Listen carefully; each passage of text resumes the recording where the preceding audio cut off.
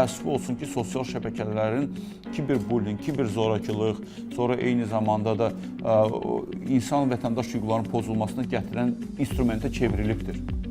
Və bizdən də asılı olmayan məqamları nəzərə alsaq, əziz dostlar, səhifələrə baxsaq, Facebookdur, Instagramdır, həmin səhifələrin arxasında o ölkələrin xüsusi qurumları durur. Çinin bir dənə nümunə gətirsə, Çin Xalq Respublikasında orada alqoritmdə TikTokda ailə dəyərləri birinci yerdə.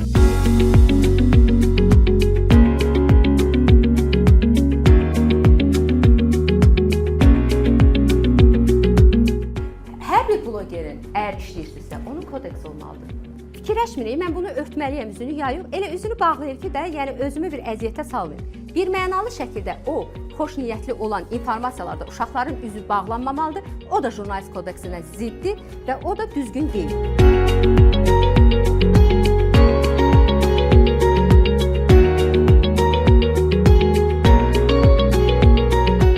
Neynəsək də, yəni rəqəmsal dünyada yaşayırıq, övladlarımızı rəqəmsal dünyada böyüdürük. Bundan qaçmaq, gizlənmək mümkün deyil. Yəni bunun içindəyik. Əsas vacib olan bu sosial mediada intihar hallarının işıqlandırılmasıdır.